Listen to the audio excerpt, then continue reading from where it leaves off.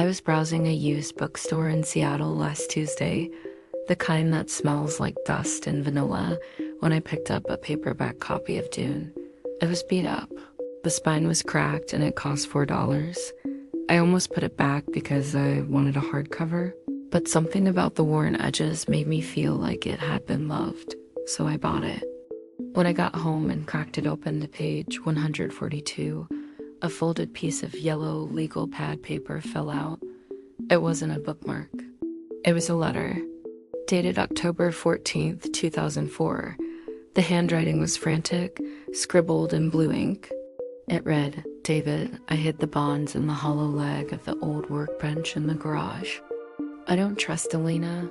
If anything happens to me, check the leg. Do not sell the house until you check. Love, Dad." I froze. This felt like I was intruding, but also like I was holding a grenade. I looked at the inside cover of the book. There was a name stamped in faint red ink, Ex Libris, Arthur P. Halloway. I know the internet can be a weird place, but I felt a moral obligation to find David. One hopped on Ancestry and local obituaries. It took me 3 hours of internet detective work, which I usually use to see if my ex is dating anyone new, let's be honest. But I found an obituary for an Arthur Halloway who died in 2005 in Tacoma. He had a surviving son, David. I found David on Facebook.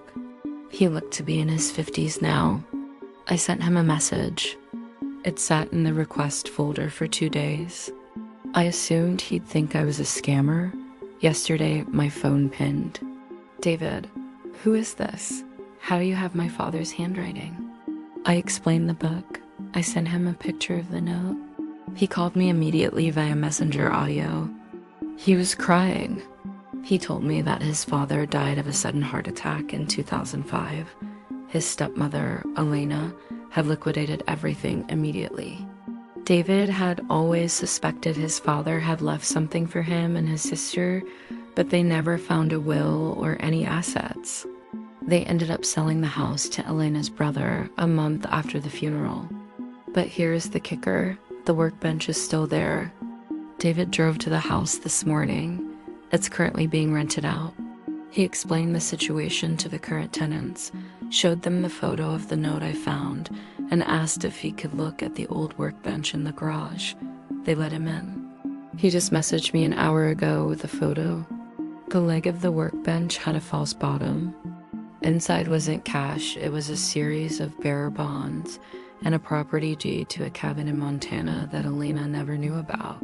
He told me I felt crazy for 20 years thinking my dad left us nothing. "You just gave me my father back. I'm meeting David for coffee tomorrow to give him the book.